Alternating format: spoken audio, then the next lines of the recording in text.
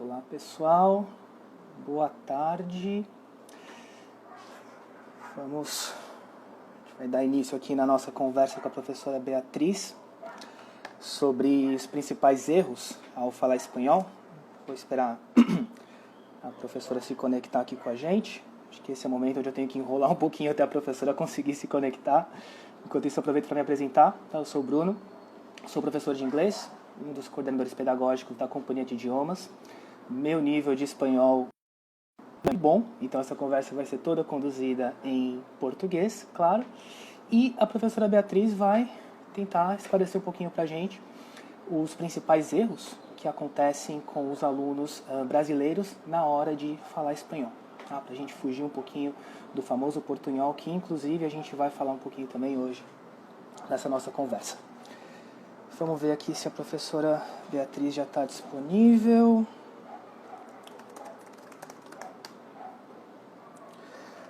Enquanto isso, vamos... A Bia já está online aqui.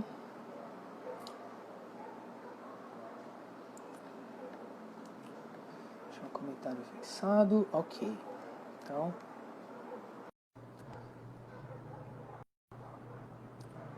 conectando com a professora. Bia... olha aí, deixa eu aumentar meu volume aqui para te ouvir bem. Hola, Hola. Bia, ¿qué tal? Hola, Bruno. ¿Todo bien? Muy bien, ¿y tú? ¿Qué Como tal? está? Muy bien. Tudo bem, tudo bem. E assim eu encerro a minha participação em espanhol nessa live, porque até onde meu espanhol permitir. Okay? Então, os cumprimentos básicos, a gente pode voltar o meu idioma materno, que é o Ai, português. Bruno. Tudo bem? Super Vamos lá, então? bem-humorada como sempre. Bruno, meu som tá Sexta-feira. bom? É, tá certo, né? Só Pra falta mim, uma pra mim tá cervejinha. bom, a conexão tá boa. Tá bom? Se alguém estiver tendo Ótimo. problema com o som, por favor, coloque aqui nos comentários que a gente tenta ajeitar alguma coisa. Tá certo? Mara, Bora lá, Bia, que a gente tem um bora. monte de coisa para falar hoje. Então, beleza. Bom, acho que a primeira coisa, assim, para quem não te conhece, para quem ainda não te conhece, não viu uma participação sua na live, aqui na live da companhia, quem é você? O que você está fazendo aqui? Por que a gente te chamou? Apresenta aí pra gente. Eu posso responder a primeira pergunta, né? Quem sou eu? Agora, por que vocês me chamaram? A gente vai ver no andar da carruagem. Vamos lá, meu nome é Beatriz Rodrigues, eu sou de Montevideo, Uruguai. Moro no Brasil há 33 anos, eu cheguei aqui em 87. Eu sou graduada em Publicidade e Propaganda. Na época não havia ainda esse conceito de marketing. E eu vim para estudar, e aí eu fui me apaixonando pelo Brasil, pelo povo, pelo jeito, pelo idioma, pela comida, por tudo. E aí eu fui ficando por aqui. Estudei um pouquinho, fiz um curso muito legal naquela época, que era na Escola Pan-Americana de Artes, na época em que foi inaugurada. E aí fui ficando, fui encontrando trabalho de uma coisa, de outra. E com o tempo decidi que meu lugar era o Brasil. Que bom. Quanto tempo de companhia? Eu nunca sei, eu te pergunto isso e eu vou perguntar sempre porque minha memória, como você sabe, é péssima. Quanto tempo de companhia já? Trabalho na Companhia de Idiomas desde 2009. Então, está 11 anos aí, né? É uma longa história. Ótimo, que bom. Vamos lá, então. Eu acho que vale a pena só um comentário rápido, né? A gente está essa live aqui é sobre os principais erros ao falar espanhol, mas eu acho que algumas das coisas que a gente vai conversar, talvez as coisas que não são assim muito específicas do espanhol, são importantes para qualquer aluno que está aprendendo um segundo idioma. Então, acho que alguns conceitos que a gente vai acabar conversando aqui também servem para alunos que estão aprendendo inglês, estão aprendendo português como língua estrangeira, qualquer outro idioma. Acho que muita coisa aqui dá para aproveitar, então não é só para espanhol. Claro que o foco é no espanhol, mas eu acho que todo mundo dá para pegar alguma coisinha aí, certo? Sim, Vamos lá, então, Bia. Seguinte, então. Bom, antes da gente entrar, acho que na parte de erros, né, de fato, que vai ser a nossa última parte aqui, para entrar nela, queria saber primeiro de você, assim, todo mundo sabe, né, que o português e o espanhol são idiomas muito parecidos, né, tem muitas semelhanças. Isso é bom, por um lado, e isso é ruim, por outro lado. Né? Então, eu queria saber um pouquinho de você sobre as vantagens e desvantagens dessa semelhança entre os dois idiomas, quando que isso ajuda, quando que isso atrapalha. Conta um pouquinho pra gente aí. Também da sua experiência, né, quando você aprendendo português, se foi diferente, se é mais ou menos a dificuldade que você sente nos alunos de espanhol. Então, conta um pouquinho pra gente aí dessa similaridade. Como que é pra você? Bom, vou começar então pela minha experiência, eu acho que é um bom ponto de partida. Quando eu sequer sonhava em ser professora, eu lembro que eu lia muito, né? Então, meu primeiro contato com a língua portuguesa foi muito, muito cedo. Quando eu tinha 7, 8 anos, a minha mãe ouvia Caetano Veloso, Gilberto Gil, Milton do Nascimento, Chico Buarque, Elis Regina. No Uruguai? No Uruguai. No Legal. Uruguai. E eu, sendo muito pequenininha, eu falava para minha mãe, eu sei que eu vou morar no Brasil, mãe, um dia eu vou morar no Brasil. E a minha mãe falava, as ideias loucas dessa menina. Mal ela sabia, né? Mas, enfim, eu sentia de alguma forma. Ela foi meu primeiro canal em relação ao meu interesse pelo português. E aconteceu que, quando eu entrei em contato direto com a língua portuguesa, foi paixão à primeira vista. Então, eu me preocupei muito em estruturar melhor a minha forma de me expressar aqui no Brasil já, né?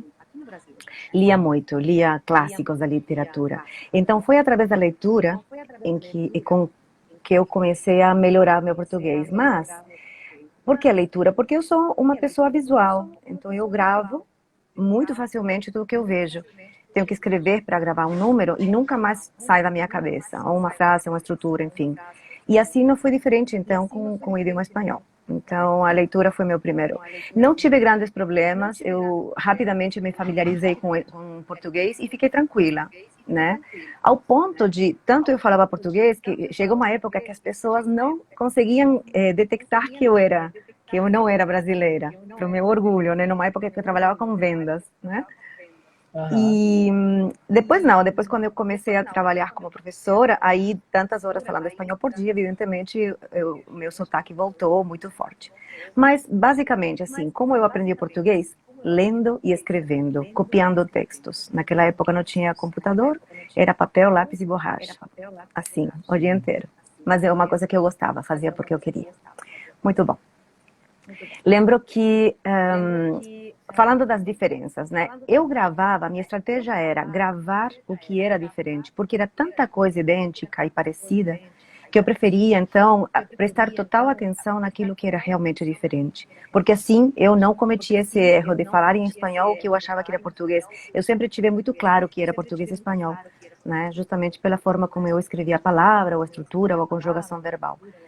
Então, foi um pouco assim, uma estratégia que eu mesma tracei para mim mesma, do meu jeito, e era o que me salvava, né? E que mais? Atrapalha, vamos começar pela parte negativa, né? Atrapalha justamente quando o aluno ou a pessoa que está falando o espanhol não consegue diferenciar, né? Mas será que não consegue ou será que a pessoa não estabelece como meta enxergar as diferenças, né? Então, coisas que naturalmente não acontecem, ok, tudo bem. Mas se você está estudando um idioma, você tem que estabelecer essa meta, né? Ou pelo menos como parte da tua estratégia de estudo. Eu tenho que saber quando estou lendo uma palavra em português e qual é a diferença dela no espanhol, por mais similar que ela seja, né? E aí parte um pouquinho também da autonomia, né, da pessoa que está estudando. Então, que mais? Peraí, me perdi um pouquinho, vamos lá. Você falou uma coisa que eu gosto muito, assim. Você falou que você prestava atenção no que é diferente Isso. E não no que é igual, né? Porque, bom, o que é igual acaba sendo Porque igual é natural, igual. no fim das contas. Hein? Pois é, Claro. Então, você prestando atenção naquilo que é diferente, acho que isso é uma estratégia muito bacana. Ouvindo você falar, eu estava pensando aqui, pensando um pouquinho em inglês, uma coisa que eu não costumo ter muito problema em inglês, né? Generalizando, claro, mas são os falsos cognatos. Eu costumo não ter esse problema, porque acho que inconscientemente eu fazia mais ou menos isso que você falou. Então, eu achava tão interessante palavras que em inglês pareciam com uma palavra em português, não tinham nada a ver, que eu meio que estudava isso, eu tinha interesse em procurar outras, né, palavras desse campo aqui de vocabulário.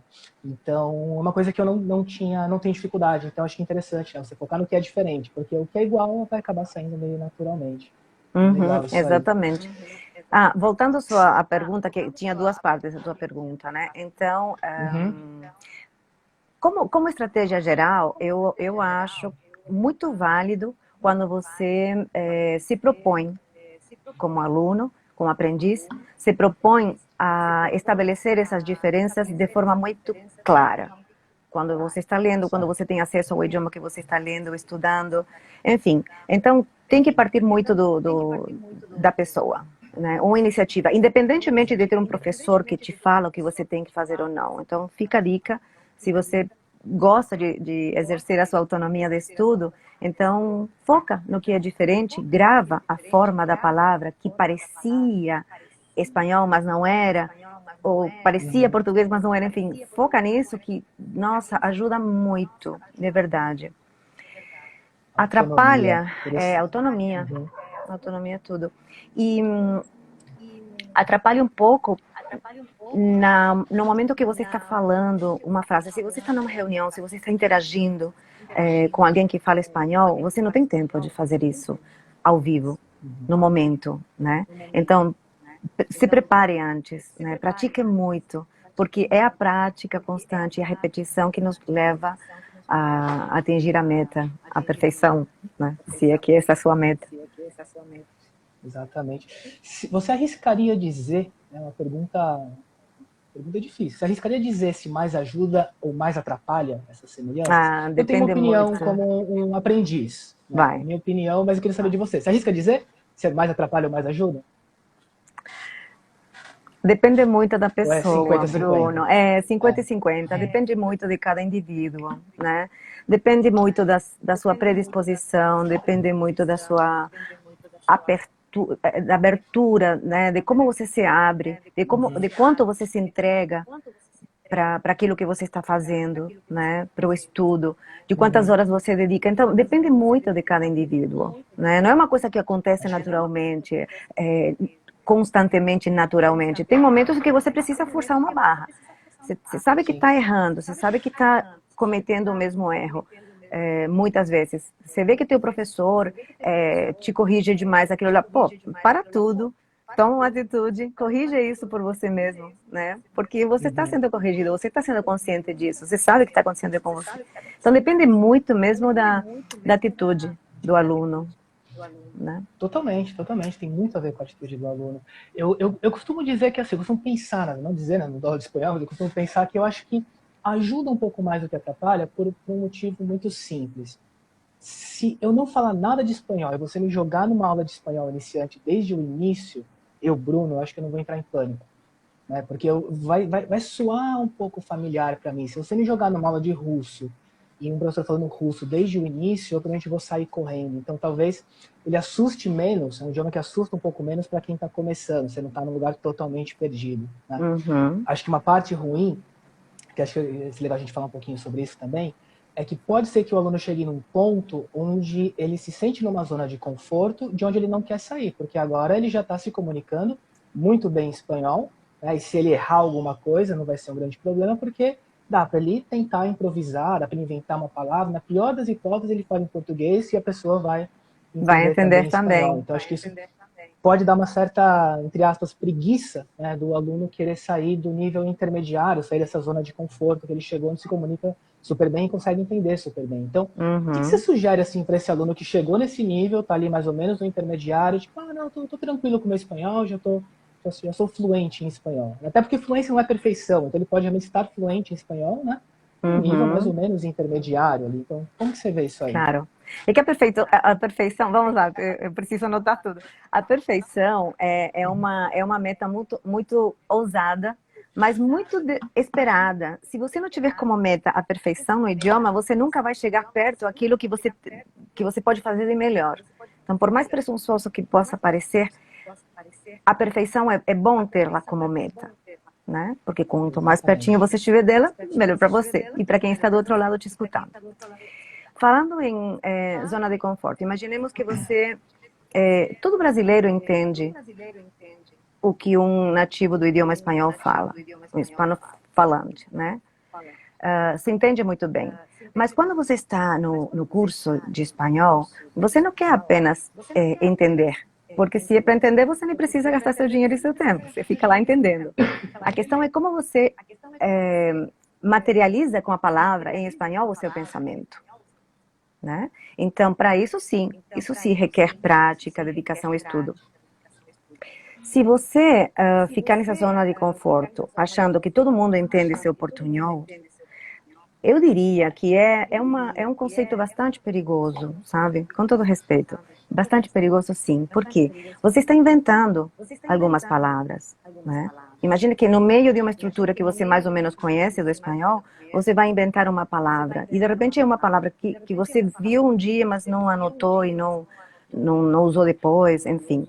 Mas é uma palavra que você acaba de inventar. Você faz isso porque você está falando português, porque você fala português e você está falando espanhol. Mas e se você estivesse falando russo? Você arriscaria de inventar uma palavra em russo? Claro que não. Lógico que não. Você não inventaria um russo, um japonês, não sei.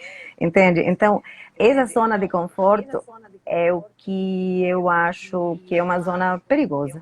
Porque você pode, numa viagem, estar desfrutando de boa e tá tudo bem, porque é o garçom, tá? Mas numa negociação, você não vai arriscar tanto, né? Porque você pode colocar em risco a própria negociação e o resultado dessa negociação, né? E é Talvez a gente complicado. acabe inconscientemente subestimando um pouquinho o espanhol por conta também dessas similaridades, né? Então, achando que o espanhol é muito fácil, ou que eu cheguei no nível intermediário, como eu falei, já tá bom, porque agora eu consigo me comunicar, conheço um monte de palavras, sei algumas estruturas básicas ali, mas o espanhol é um idioma como qualquer outro, né? Um E é idioma diferente. complexo, né? Assim como o português é um idioma muito complexo também, então... Então, mas voltando à essência da sua pergunta, em relação a esse aluno que sim. chegou no nível intermediário e não se preocupa mais. É muito comum, mas é muito comum não por falta de interesse, é muito comum também pelas circunstâncias que a gente vive, né? Porque é aquela pessoa, aquele indivíduo que está lá super carregado de tarefas, sem tempo para fazer e para entregar as tarefas na maior parte das vezes. Então, poxa, chegou no intermediário, está cansado, já se comunica bem, ele já tem bons resultados nas negociações, nos papos, enfim. Então, há uma tendência muito grande a que esse aluno abandone o curso no nível intermediário. Infelizmente, né? Para nós, como professores e como empresa, e para ele como aluno e como falante do idioma espanhol. Né? Mas é muito comum por N circunstâncias, não é só por falta de interesse ou porque está tranquilo, não. É porque às vezes ele já atinge esse nível de comunicação satisfatória para o fim que ele está procurando e aí ele vai se ocupar de outras coisas, enfim, como tudo na vida, aliás, né? Perfeito. A Priscila comentou aqui sobre uma estratégia, né, que ela faz, então, quando ela tem reunião espanhola, ela gosta de escrever tudo que ela quer falar antes. Então, tem a ver com o que você falou de preparação, né, de você se preparar quando você for falar. Ela diz, porque posso ir vendo e corrigindo os erros antes. Se eu deixar para falar livremente, eu vou cometer mais erros, né? Então, acho que isso é uma dica bem legal. Quando eu trabalho com os alunos de inglês, eu costumo falar também sempre para a gente tentar trabalhar um pouco acima daquilo que ele precisa. Porque quando você está numa situação real, quando você está nervoso, dificilmente você dá 100%. Né? Então, se o seu 100% é mediano, quando você estiver na situação real, você vai estar abaixo da média. Se o seu 100% for um nível alto, né, e você ficar nervoso, você pode baixar um pouquinho que ainda vai estar no nível bom. Então, acho que isso tem a ver com preparação, isso tem a ver com você, de repente, anotar algumas palavras, alguns termos que vão ser importantes na hora de você participar de algum evento espanhol, uma reunião espanhola, por exemplo.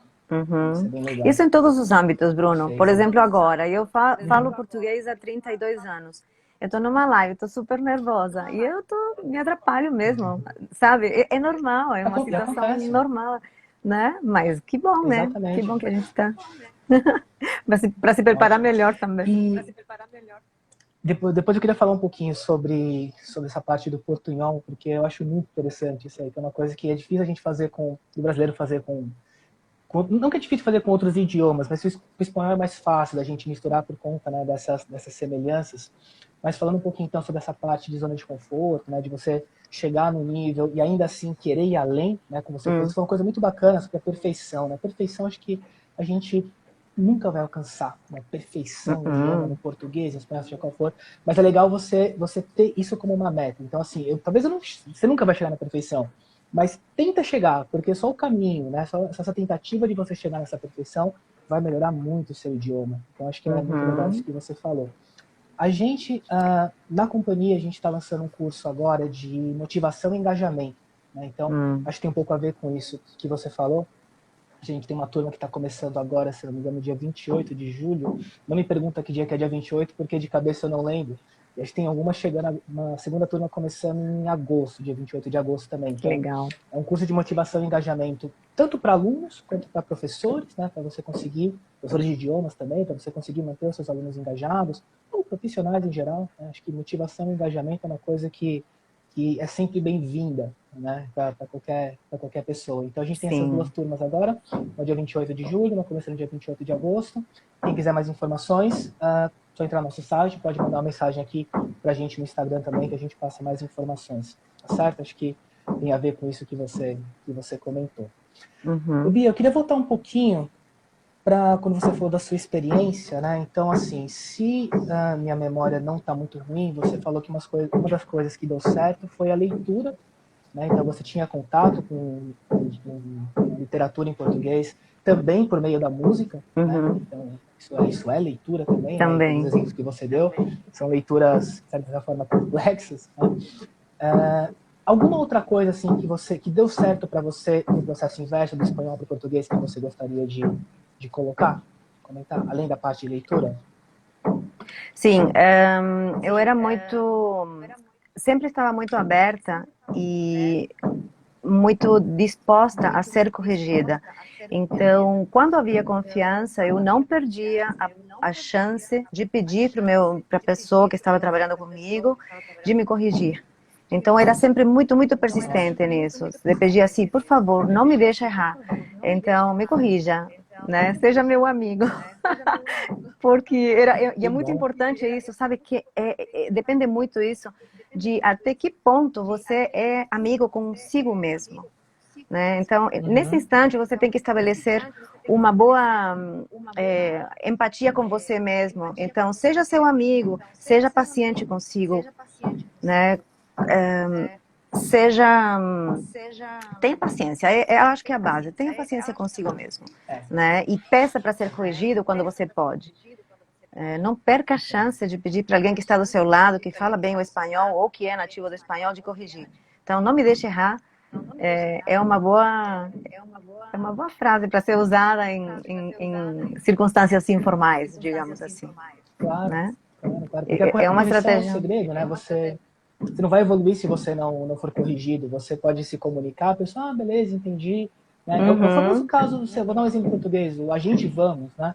Eu posso falar a gente vamos, a gente vamos, a gente vamos, ninguém me corrige, eu continuo Ninguém te falando, mas eu fala estou me nada. comunicando. Mas se ninguém me disser que a gente vamos está gramaticalmente errado, provavelmente eu não vou mudar. Então a correção é muito importante, seja a correção do professor, seja a correção, como você falou, né, de um colega, de um amigo, alguém que está ouvindo português e pode te ajudar a evoluir. Né? Então, Para o mim seu foi muito português hoje válido. é impecável, funcionou muito bem todas essas estratégias. Então, alguma coisa que você teria feito diferente? Que você, sei lá, fez de um jeito, achou que não era bom, claro que você não vai poder voltar no tempo, mas você não recomendaria uma pessoa que está aprendendo o idioma fazer?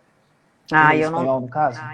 Eu faria diferente só a parte de não estudar como eu poderia ter estudado ou deveria ter estudado, né? Eu deixava para lá porque eu me valia muito da minha estadia no Brasil, não? Então, estar no Brasil me permitia um constante contato com o idioma.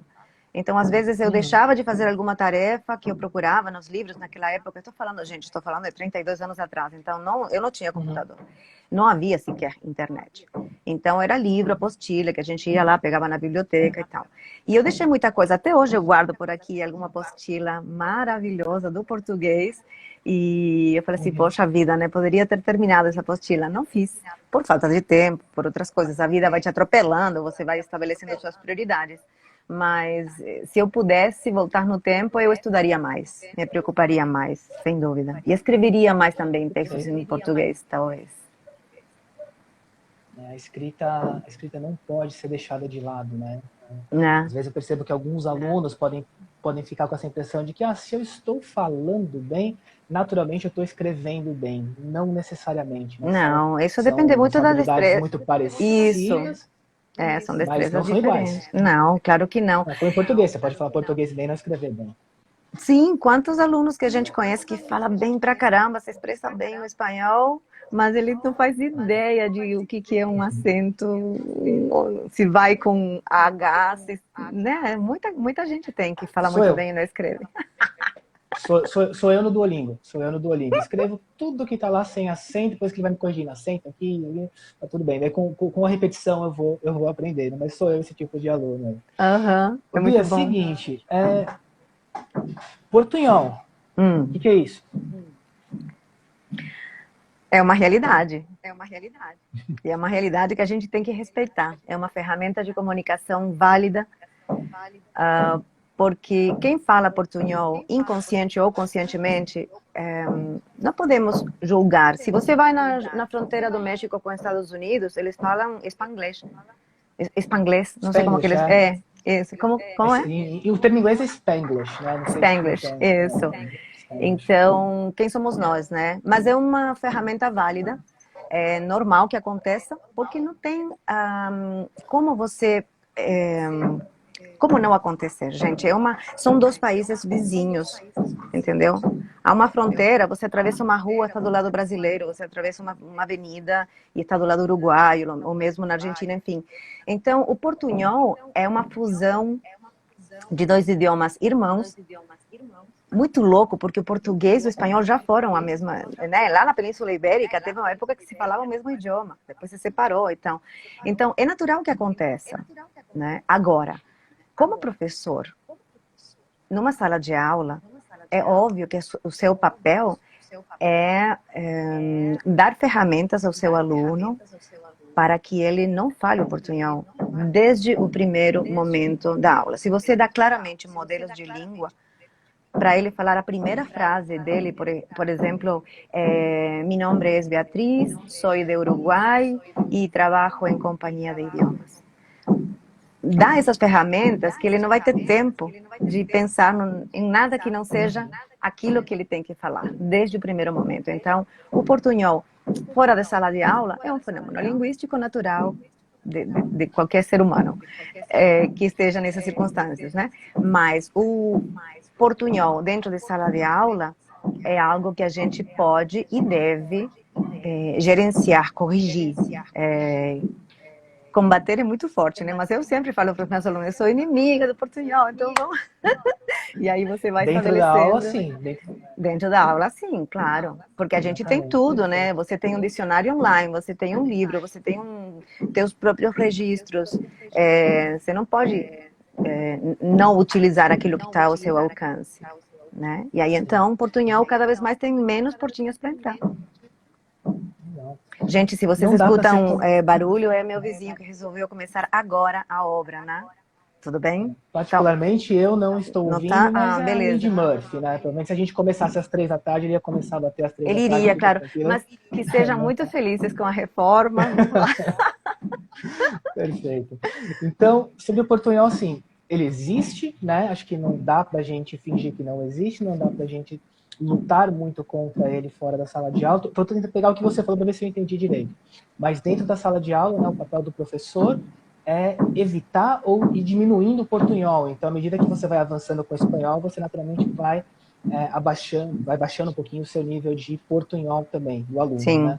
sim. Agora, para mim, como aluno, né, você falou um pouquinho do ponto de vista do professor, mas o que eu, como uma pessoa que está aprendendo espanhol, pode fazer para largar o portunhol? Como que eu posso diminuir isso também? Alguma ideia? Muitas, claro, muitas ideias. Primeiro que você vai identificar qual é a tua habilidade mais presente, né? Que você tem, que você reconhece. Então, no meu caso, era a leitura. Sempre fui uma leitora muito curiosa e queria mais e mais e mais, lia muito. Então eu aproveitei a minha destreza, que era ler e aproveitar e desfrutar da leitura. Consequentemente, eu escrevia muito bem em português. O segundo passo era onde colocar a língua para conseguir o feijão, Ou então, por exemplo, classe com S, com dois S, ou exame com X. Meu, era muita coisa, sabe? Então eu falei, bom, seja que Deus quiser. Então eu começava a imitar, feito papagaio, o som natural daquela palavra, né? Então, como aluno, eu preciso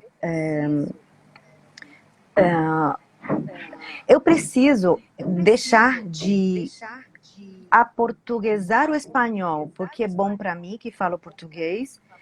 Tem que deixar isso primeiro. Então, se entrega, se joga no espanhol, sabe? Deixa surgir de dentro de você esse cigano espanhol que você tem dentro. Eu sempre falo assim, gente, se joga, não é para ficar pela metade, não fica na superfície. Então, se o R é R e não R, sinta que o som vem daqui da língua e não da garganta. R, R. Sabe? Então, esteja atento a você. Então, é todo um trabalho individual e consciente quando você é aluno, né? Então, colabora com você mesmo para atingir isso que o professor, ou o livro, ou a atividade, ou o aplicativo te propõe, né? Expanda, se joga mais, se entrega mais. Eu acho que a entrega naquilo que você está fazendo é o que te dá bons resultados, seja qual for a tarefa que você estiver realizando. Isso é o melhor que você pode fazer por você? Então, ótimo. Então, amanhã pode ser melhor ainda. E aí, superando, né, as próprias barreiras. Perfeito. Quando a gente cai um pouquinho nos erros, né, os principais erros, acho que essa parte de pronúncia também vai entrar, mas você falou uma coisa muito bacana, que é essa curiosidade, por exemplo, no caso do português, né, de entender como é que você forma esse som. Então, para eu falar pão, né, de onde que vem esse som? Como é que eu formo esse som? Né? Para você, como uma não falante do português, você tinha que tentar encontrar a forma da sua boca, da sua língua, se mexer ali para você tirar esse som. Mesma coisa o som do R, né, que não é muito comum no português. Tem alguns sotaques, algumas regiões, né, que usam um pouco disso, mas não é muito natural. Então, como que eu vou fazer essa tremida, não sei se é uma tremida de língua que fala, como é que eu vou fazer? Então, ficar tentando mesmo, ficar tentando, né? Claro. O inglês tem um som muito complicadinho pro brasileiro, que é o famoso som do TH. TH. Do th, né? Então você fala think, né? Não é think, nem think, nem think, é think. Né? Então como é que você vai praticar isso? Tem diversas formas, mas você precisa parar e praticar. Você precisa entender que tua língua vai entre os dentes, tem que assoprar. Então é tentar. Né? Então acho que essa dica que você deu é muito, muito legal. Eu lembrei de uma coisa muito legal agora, que é quando você detecta, você professor, né? A gente detecta e sabe quando um aluno se esforça muito e tenta muitas vezes fazer o som do R. Se o aluno tiver algum problema fisiológico, você vai saber que não é preguiça. Sim. Você sabe que aquilo lá é um problema fisiológico. Então, não força a barra. Então, você chega... a barra, falei espanhol. Não força a barra, né? Você chega ao mais próximo que você conseguir. Faz com que esse aluno perceba que, de repente, falando tierra, como Arábia, falando tierra, é muito mais próximo do tierra que tierra. Porque aí o ra vai para o rota do espanhol. Então, se você deixar feliz essa pessoa, falando assim, olha, tá ótimo, é o mais pertinho que você conseguiu chegar, fechou. Mas mantenha isso para sempre. Então, daqui em diante, dois R's, seu R duplo, seu R duplo, obrigada, sempre será tierra, mas nunca tierra. Aí o cara vai ficar feliz da vida e vai se sentir confiante, entendeu? Entendido. Você já tirou o peso da... Não que eu não vou conseguir, a gente vai tentar mais um pouquinho, né? Mas o que eu acho também que tem que humanizar também um pouquinho, tem que ser compreensivo, tem que ser sensível, né? Tanta coisa. Muito importante isso, porque tem alguns sons que pode ser que alguém não consiga realmente pronunciar, não só do espanhol, do português, de qualquer idioma, por alguma questão fonoaudiológica, não sei se esse termo está correto, mas e que você não é médico, né? Você não é especialista e talvez você não consiga mudar. Então, você vai adaptando, como você falou, é melhor ele falar tierra do que tierra. Exato. Né? Então, acho que isso é muito... O que não quer dizer, né, que ninguém consegue falar o R por essa questão. Muita gente não consegue ainda por falta de prática. Então, vai do professor conhecer o aluno, né? Às vezes até do aluno, né? Poder falar assim, professor, é o seguinte, eu tenho problema com esse som, não consigo pronunciar, tá legal? Você me ajuda? Beleza, tudo certo. O professor também sabe o que está acontecendo ali. Muito bom. Legal, então. Vamos na prática, Bia, falar um pouquinho de alguns erros aí, então, que o brasileiro especificamente adora cometer quando fala espanhol. Eu tenho algumas dificuldades muito particulares, vamos ver se você fala de algumas delas aí. Mas eu queria Vamos saber de lá. você, então, da sua experiência. Desculpa, eu não lembro se você falou no início, se você falou mais uma vez, desculpa, memória péssima, mas quantos anos você está dando aula de espanhol? Acho que comecei em 97. Me ajuda, Bruno. Comecei em 97. 97, 20, 23. Fui 23 rápido? anos. 23 anos? Uhum. Então, beleza. Então, tem bastante experiência aí para saber quais são, né, os principais erros que os alunos acabam cometendo na hora de falar espanhol. Então, passa uma listinha para a gente aí, o que mais acontece, quais são os mais sérios, quais são os mais engraçados, o que você pode compartilhar com a gente aí, Ai, então? ai, ai. Vamos lá. O mais comum. Vamos lá. Mais comum. Confundir artigo el, masculino singular, com lo, pronome de objeto direto ou pronome artigo neutro. Então, quem não estuda ou quem não se preocupa, realmente vai falar a vida inteira lo libro, lo niño, lo edifício, lo coche, ok. Bia, o que é esse monte de termo técnico que você falou, e artigo, não sei o quê, neutro, de não sei de onde? Simplifica aí para os Brunos. Todo substantivo, um nome de coisa, geralmente é acompanhado por um artigo. Então, vamos falar de crianças. A criança, o menino, a menina, os meninos, as meninas. Em espanhol. El niño y no lo niño. Porque Certo. lo não existe. No existe. No existe. Padre Quevedo, no existe. Padre Quevedo. Y ahí entonces tenemos el niño, la niña, los niños, las niñas. ¿Ok? Entonces, se eu aplico uma vez essa regra para niño, el niño, e aí eu falo muito del niño porque é um fenômeno meteorológico que todo mundo conhece, el niño. Se eu sou capaz de falar el niño e associar ele com um substantivo, então, el libro, el coche, el... Não? Então, alerta a isso é um vício, mas é fácil de corrigir, com muita prática. Então, esse é o mais comum. Então, se eu entendi direito, então vamos ver se eu peguei a lição. El seria masculino singular, Sim. Los, masculino plural, la, feminino singular, las, feminino plural. Uhul! Sim, senhor. Ok, passei nessa lição. Perfeito, muito bom. Eu não sei se você vai falar sobre ele, se você for, pedir para adiantar, porque acho que tem um pouquinho a ver com isso, que é uma dificuldade que eu particularmente tenho, masculino e feminino, principalmente, voltando àquilo que você falou anteriormente, né, nas diferenças, porque muitas palavras que em português são do masculino, em espanhol também são, mas muitas palavras também não são, né? Algumas palavras são, talvez, masculino em português, feminino em espanhol, é mais ou menos isso, né? Muito bem. Olha, sabe dar uns exemplos aí pra gente? Sim, claro, exemplos sim, não há regra para isso. Alguns pequenos grupos de palavras obedecem a uma regra, é muito bacana. Por exemplo, palavras femininas em português terminadas em agem, a viagem, a mensagem, a colagem, a paisagem, ok? Isso é assim, 100%, não, 99,9% aplicável, eu já vou falar por quê. É uma regra que dá certo. A viagem, el viaje, masculino com J. A mensagem, el mensaje. A paisagem, el paisaje. A tatuagem, el tatuaje.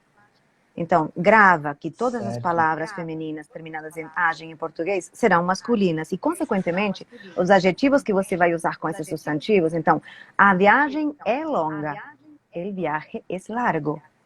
A tatuagem é bonita, el tatuaje é bonito. Então, classifica porque vai dar certo, né? Coloca isso numa caixinha. A exceção à regra. La imagen, que é naturalmente feminino. La imagen. Então, a imagem em português, em espanhol, La imagen. Ah, Ok? perfeito. Bom, Você depois... diria que, pensando um pouquinho nas diferenças, né, para a gente focar naquilo que é diferente, seguindo a tua dica, você diria que a maior parte das palavras que em português são masculino e em espanhol também são, ou não daria para Sim, pensar assim? sim, O sim, sim. que eu quero perguntar é o seguinte, a diferença é exceção ou é meio 50-50%? Não, tem a grande maioria das palavras que são femininas em português também são femininas em espanhol. E vice-versa, masculino, masculino também. A grande maioria. Por isso que eu falei em pequenos grupos de palavras, né? Perfeito. É difícil falar assim, né? Porque são muitos pequenos grupos.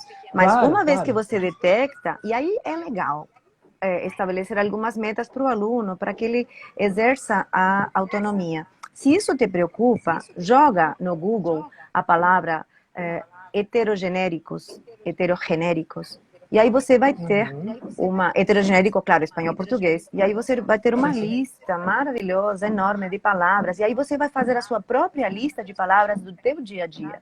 Palavras que você sabe que vai usar. Está lá na lista, copia, cola e reserva, que você vai usar corretamente, porque você já sabe que é ao contrário, né? E aí você Então, numa começa... situação real, se eu tiver na dúvida, assim, é masculino ou feminino, se eu puxar pelo português, eu tenho mais chance de acertar do que de errar, provavelmente. Sim, Porque é um grupo menor, né? com esse Legal. pensamento, para aliviar os nossos Tô alunos pensando em que estão estratégias assistindo, aqui. claro. Exatamente. A Karina colocou um comentário aqui legal de uma palavra que, para mim, assim, até hoje sou muito mal, que é la computadora. Não consigo olhar o meu computador e pensar que em espanhol é feminino. Então, isso também é uma... Mas, olha, Ainda me soa. esse incômodo dura muito, muito pouco tempo, né? É melhor assim, É, aceita, é feminina, qual é o porque é problema? Tá assim, tudo paciência, bem. vambora. Deixa ela ser menina, tá Perfeito. tudo bem. Sem problemas. O que mais aí que você consegue colocar pra gente? Bom, Umas outras dicas. ok, erros comuns. Vamos complicar um pouquinho. Então, o uso do pretérito perfeito. O pretérito Pretérito perfeito perfeito. é he comido, he estado, hemos visto, hemos bailado e hemos disfrutado muito. Que em português seria eu vi, eu dancei, Claro, no eu dia a dia, fiz. claro, vocês falam Ok. todo com... Então, quando, como, onde usar, né? Gramaticalmente falando, o pretérito perfeito existe na grande maioria dos países de fala hispana, está certo? É. No dia a dia, já aqui nos países de Latinoamérica, Uruguai, Argentina, é muito, muito pouquinho se usa. Mas eu não vou me restringir a conhecer e a dominar o pretérito perfeito só porque Uruguai e Argentina não usam no dia a dia. Se eu tenho milhões de pessoas falando um pretérito perfeito, desde Chile, Equador, América Central, México e Espanha. Então, por que não estudar? Se Argentina e Uruguai não usam muito, problema deles. Eu vou me preparar para a vida, para o mundo. Né? E eu vou me preocupar no pretérito perfeito, ainda que não exista em português. Né? Que não se use, talvez, em português. Mas é muito comum que a pessoa use o pretérito perfeito para tudo, porque é muito simples. Memoriza o verbo auxiliar e, as, a, hemos, habéis, han, coloca um particípio, comido, bebido, cocinado, e pronto, já falei o espanhol, o Acabou. passado. É Não isso. é assim. Né? Pretérito perfeito se usa quando há uma medida de tempo em transcurso ou quando não há medida de tempo. E aí, uau, até entrar isso, assim, leva todo um processo. Então, muita Legal. paciência. E é bonito demais, gente, eu ouvir falar uma pessoa falando em pretérito perfeito versus pretérito indefinido, que é o passado simples. É lindo demais falar. É lindo falar bem, não é? Acho uma dificuldade, né, talvez em relação a isso, é porque, como você falou, a gente não usa ele no português dessa forma. Então, quando a gente vai falar espanhol, né, vou me colocar como exemplo aqui, mas acho que muita gente passa por esse problema. A gente procura muitos paralelos também com o português, ou às vezes até um pouco de tradução. Né? Eu costumo dizer para os alunos de inglês assim que a nossa meta é não traduzir ou traduzir o menos possível. Né? Não porque a tradução exatamente é ruim. Eu acho que assim, tradução literal, tradução ao pé da letra é ruim. Porque se Claro, você for palavra por palavra, uma hora vai dar errado. Mas acho que você criar claro. paralelos com a tua língua mãe, então em inglês, sei lá, quantos anos você tem? How old are you? Mas se você traduzir ao pé da letra, fica muito estranho. Quão velho você é? Mas ninguém fala Quão quão velho velho você você é? é. Só que se você entender que how old are you é quantos anos você tem o equivalente, beleza, tranquilo. Mas você não está traduzindo, você está achando esse paralelo. E acho que esse tempo verbal, pelo que você falou, então a gente não tem um paralelo, desculpa, não tem uma tradução exata no português, mas tem esse paralelo, que assim, em português a gente fala assim, o espanhol tem que usar ele. Então acho que se o aluno encontrar, né, esse parecido do português ajuda a produzir de forma correta, né, o espanhol. Sim, e aí vamos para o tema inicial da nossa conversa. O quanto ajuda, o quanto atrapalha, depende de você, depende do aluno, depende do indivíduo, né? É você que estabelece isso. Se você tem uma boa base do português, por exemplo, se você é um aluno que lê bastante português e se preocupa em falar bem o português, provavelmente você vai ter grandes chances de também falar bem o espanhol, porque o seu cérebro já funciona dessa forma. Né? Você já é uma pessoa, um ser pré-condicionado, né? Eu quero falar bem, eu quero expressar bem, então eu tenho que batalhar por isso, independentemente de qual seja o nível de dificuldade, seja o idioma que eu for falar. Eu sempre vou ser um bom aluno e vou produzir bem naquele idioma que eu estou. Minha bateria está acabando, meu Deus, vamos lá. Eita, então Mas não vamos vai acelerar, acabar, não. vamos tentar antes dela acabar. Ô, Bia, explica pra gente aí esse verbo gostar, que, cara, como é diferente, parece que é diferente, né, o gostar do português. O português é tão fácil, eu gosto disso. Em espanhol tem que fazer umas conjugações ali que eu não entendo nada. Explica pra gente aí é um erro muito comum, né? Eu não posso falar que eu gosto cerveja, por que eu não posso falar isso? Eu gosto. Olha, Bruno, eu andei lendo por aí que sim, que tem gente que fala assim, que fala espanhol e que tá tudo bem, ok? Mas deve ser assim, 1%, não sei, eu tô falando de atrevida que eu sou, mas não sei. O verbo gostar é muito similar ao verbo agradar. Então, essa pessoa me agrada. O café me agrada, este café me agrada. Enfim, se me agrada, me gusta. Então, el café me agrada, el café me gusta el café, me agrada el café. É a mesma estrutura, certo? E em 30 segundos você resolveu uma coisa que estou há anos tentando naturalizar na minha cabeça. Né? De novo, é o equivalente, né? O me agrada. Não é uma tradução literal, tem a ver, mas é o equivalente em português. Cara, isso é mágico. Vou anotar isso aqui também. Anota aí, então. Peraí. Me gusta e me agrada. Perfeito. Então, assim eu puxo para no plural também. Então, essas pessoas me agradam. Essas pessoas me gustam. Perfeito. Certo? Então segue até mais ou menos a mesma conjugação do português. Só terceira plural, terceira singular ali. Só, apenas. Né? Perfeito. Legal. Pronúncia. O que a gente tem de problema com pronúncia aí muito, muito comum? A Daniela, ela colocou aqui, que ela tem uma aluna mexicana, que o comentário dela tá lá para cima, mas eu anotei aqui, que ela tem dificuldade em português com as palavras zoar, suar e soar, né, na hora de pronunciar. Né? E realmente eu fico pensando como que é para um falante de espanhol achar essa diferença com essas palavras em português. Agora, vamos inverter. Não queira saber. Não sai. Nossa, às vezes até pra gente falar, né? Suar e soar, no fim das contas, acho que eu falo igual. Deve ter som de suar, né? Isso aqui, não tem não, desculpa, falei errado. Isso soa mal. É verdade. Então, eu realmente acho uma diferença. Soar o nariz. E do português pro espanhol? Né? Desculpa, do português pro espanhol, né? Então, de pronúncia, o que é difícil pro brasileiro, normalmente? Bom, você falou o som do R lá no começo. O R e o J, do J, né? Isso. Depois, a pronúncia da letra G, que seria G. G de gato. G de gota. G de gusto. Gosto. Okay. ¿Certo? G. Tá. Então, a mesma letra G é a G de Gabriela, a G de Gerardo, Jimena. E sempre tem que sair daqui. Então, assim como você no português faz ga, ge, gi, gogu, Você vai ter que certo? fazer ga, re, ri, gogu. Então, o que em português é G e G, em espanhol vai para re, ri. Re, ri. Exato. Perfeito. A Legal. Isso é outra... uma regra? essa é uma regra. Uma Sempre. regra de pronúncia. Re com Legal, E, perfeito. re com I, ri.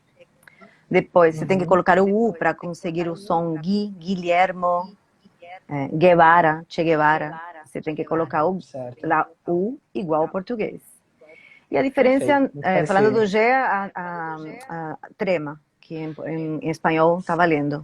Pinguino, Certo. cigüeña, vergüenza, Uhum. tem trema. Bem parecido. Tá errado eu chamar o seu Madruga do Chaves de Dom Ramon em espanhol? Sim, está Por quê? errado. Porque Ramón es un nombre propio y comienza con la letra R. Para las personas Certo.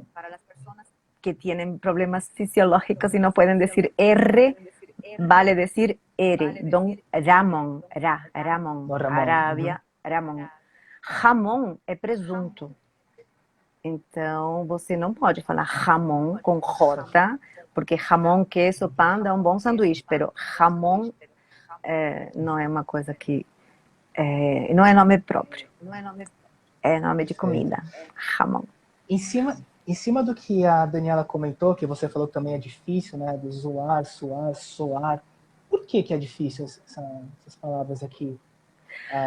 Qual que é a grande confusão de som do português espanhol, espanhol-português? Porque a gente não tem esse som de z, de abelhinha z. A gente não tem, no espanhol não existe esse som. Então é muito difícil Certo. gravar. Imagina que vocês dão o som para o X.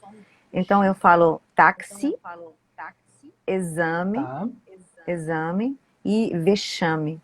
Bom, mas é a mesma letra, 3 porque sons, então, é muito difícil. E aí você vai comparar, qual que é a diferença entre exame e vexame? É a mesma sílaba tônica, a mesma vogal. É muito difícil para nós. A gente Tem só só um tão... V no começo, né? Sim, a gente só tem o X, táxi, axila, e acabou. Então o som do X em espanhol é sempre som de X, né? O som de táxi é o som do X em espanhol. É, sempre, o único. Perfeito. O Som único. de S, som de Z, então, porque o que eu vi entre essas palavras aqui é o som do S e o som do Z. É diferente? É a mesma coisa? Em espanhol, como que é essa história aí? No espanhol de Espanha é diferente. Então, por exemplo, Certo. se eu leio a palavra Zaragoza, em espanhol de Tá? Espanha, eu tenho que falar Zaragoza, como I think, Zaragoza, tirando a linguinha. Da mesma forma, felicitações, porque o C do espanhol de Espanha também tem som de C. Felicitações. C e o Z. Então, se eu estou na Espanha... Letra S, não. Não, é letra S normal. Sempre Pronuncio será normal, forte S. Na América Latina é tudo mais Legal. fácil. Então, porque S, Z e C, tudo é forte. Caça, classe, assim. Todo é S. Bem forte. Então, o S, o C e o Z sempre tem o som de ou C cedilha ou S duplo. Não tem erro. Só não pode fazer classe. Assim não resolve. Agora não me vem na cabeça uma palavra, porque eu tô nervosa, tá? Não, sem Mas problemas. é muito louco mas legal, isso, né? acho que deu uma boa clareada. Bia, acho que a gente tem tempo de uma última dúvida aí, antes que o Instagram derrube a gente, que a gente tá chegando perto de 1 hora, tá? Vai. Que é uma dúvida que a Daniela deixou aqui, né? Pediu pra você explicar o caso do México. Os alunos se complicam e falam como x, tipo, México. Acho que é México que ela quis dizer, que é o inglês. Então, o que a gente faz com México? Bom, México... se eu não me engano, a bandeira de México está escrito com J, México. Será? E aí você me pegou de calça curta, porque eu deveria ler melhor essa história, deve ter um monte de colega meu falando assim, não, Bia, como você não sabe isso? Mas eu não lembro, eu sei que eu li uma vez e não lembro mais. Mas eu acho que a palavra originariamente é com J, México, e tem a ver alguma coisa com o som do X na língua asteca. Gente, não sei, mas tem a ver com uma mistura de línguas. Então vem do inglês, México, da língua dos Mas o astecas, que juntou com o correto, espanhol. No dia a dia a gente fala México. México. México. Tá, como se fosse o Ignorando som do J, é totalmente, uma exceção. é isso, ignorando totalmente o som natural do X no espanhol, que seria México, tá? Perfeito. Então, Então, quem tiver México, eu sou curiosidade aí, mexicano. que a gente Sim, não vai ter tempo de é, entrar a fundo nisso, vai no Google, procura a bandeira, vê se você encontra ali alguma coisa em se é relação que tem, à né? Eu acho forma de que escrever.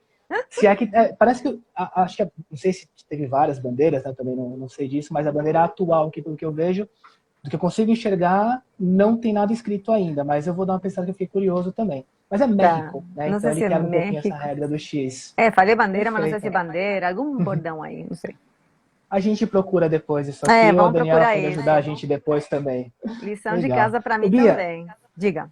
a gente está chegando no final porque a gente não pode passar de uma hora aqui, né? Claro que assim, tem muito assunto para falar sobre isso, né? Como a gente falou no início, são idiomas muito parecidos, né? Isso é bom, isso é ruim, isso ajuda, isso atrapalha.